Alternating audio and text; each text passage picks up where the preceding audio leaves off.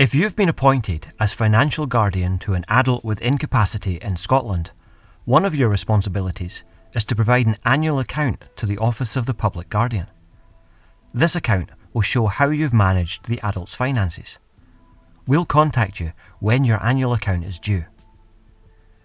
In this video, we'll explain how to complete the full annual account form, which is used for adults who have £30,000 or more in savings. Before we start, you'll need a copy of the full account form, which you can get from the Public Guardian's website. You'll also need statements for all of the adult's bank accounts for the whole of the accounting year. Receipts for any purchases you've made for the adult over £200. And it's also helpful to have confirmation of any benefits and pensions the adult receives. For example, any letters from the Department for Work and Pensions.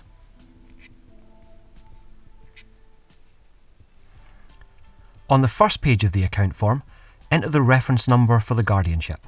You'll find this on any of the letters that we've sent you. In the Account Of field, write the names of all of the financial guardians. And in the field below, write the name of the adult you act as guardian for. The period covered fields are the start and the end dates for this annual account. This shows what period the account will cover. We'll let you know these dates in our letter to you. When you were appointed as financial guardian, you may have been told that a bondification was required. This is a bit like an insurance policy that covers the guardianship. Tell us how much the current cation cover is for, and let us know how much is paid in the annual premium for the bondification. The rest of the information on this page we're going to leave blank for now. We'll come back to this page when the rest of the form has been completed.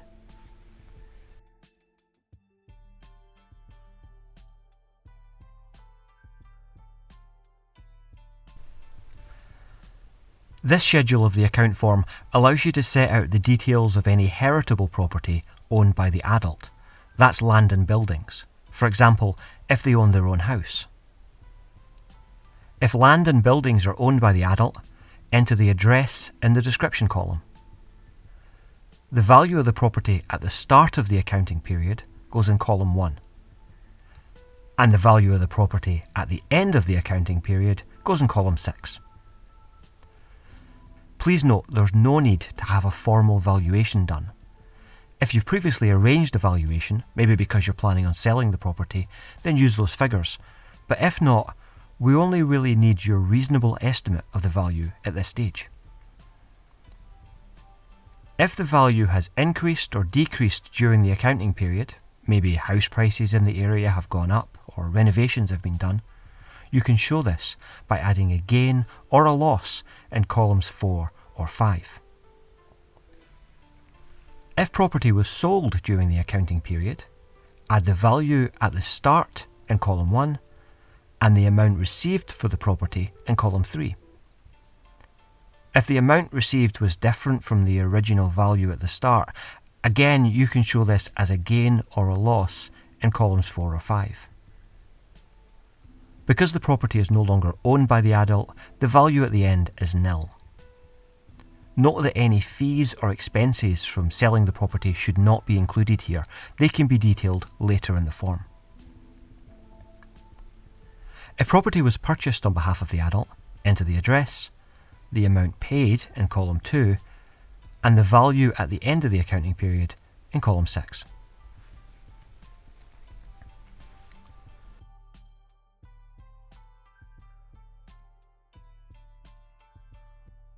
The Moveable Assets schedule of the account form is used to record the details of any bank accounts that you manage on behalf of the adult you act as guardian for, as well as any other investments they might have, like stocks and shares.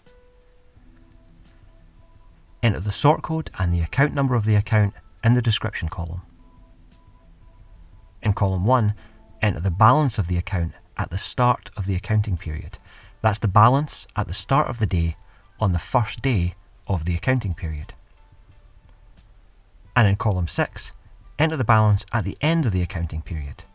That's the balance at the end of the day on the last day of the accounting period. If a new account was opened during the accounting period, the starting balance will be nil. If you opened an account by depositing a lump sum, you can show that by entering the amount of the lump sum in column 2. If you closed an account during the accounting period, the closing balance for that account will be nil. For all bank accounts, we ask that you send us copies of the bank statements for the whole of the accounting period when you send us your account form. If the adult owns shares, then tell us what company the shares are in and how many they have.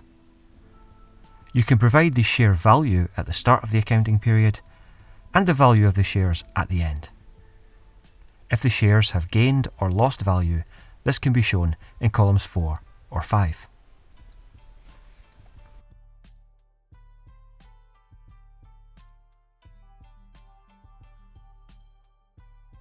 This part of the full account form can be used to record any interest payments received into bank accounts owned by the adult. Go through the bank statements and check for any payments of interest. On the form, list the account, the date the payment was received, and how much was received. This schedule can also be used to record any dividends the adult received from stocks and shares they might own.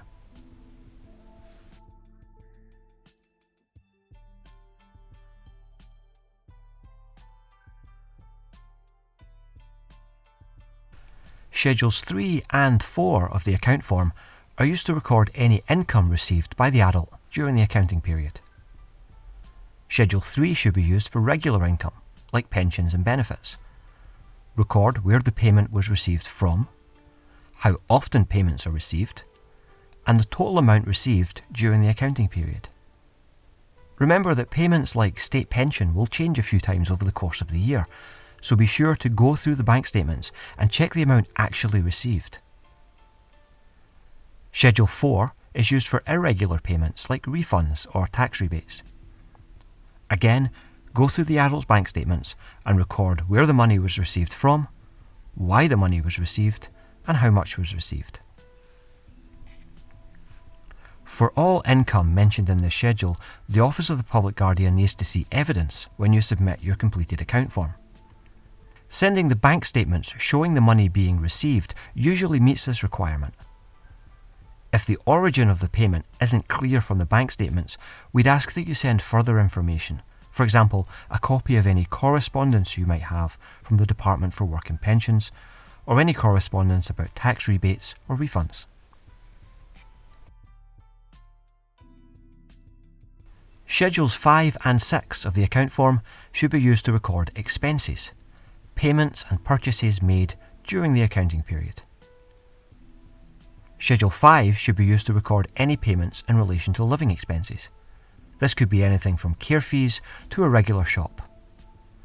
Check the adult's bank statements and add the appropriate details to this page of the schedule. Add what the payment was for and the amount. If you've made regular small purchases for the same sort of thing over the course of the accounting period, you can add those amounts together and just input the total. For any purchases you've made over £200, we ask that you keep receipts and send them to us along with your completed account form. Schedule 6 can be used to record any payments which relate directly to the guardianship. So if you've paid occasion premium or legal fees from the adult's account, record that information here.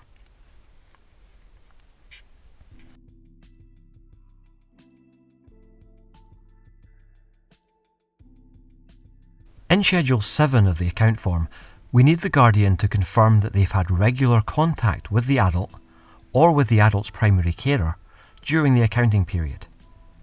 If this hasn't been possible for any reason, just let us know why. It's important that guardians ensure that they are aware of the needs of the person that they're appointed to protect, and staying in touch is an important part of this.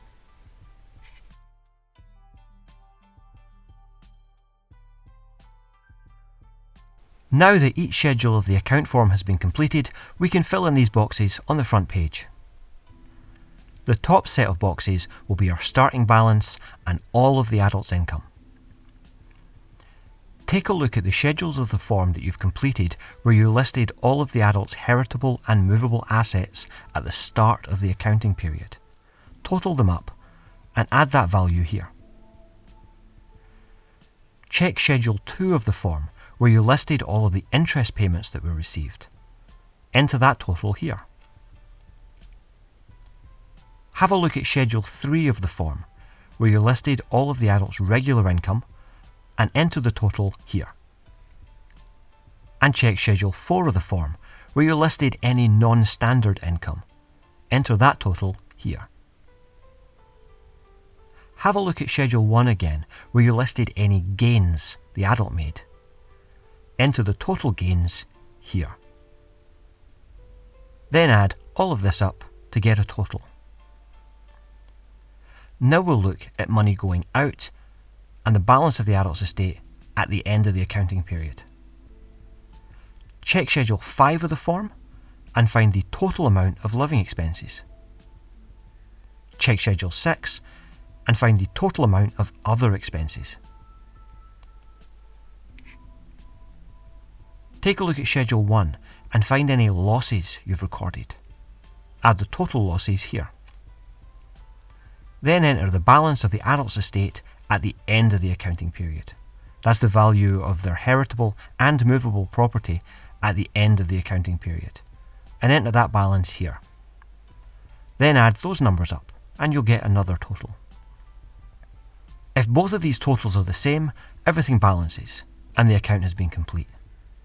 If these totals don't match, the account doesn't balance. Something has been missed.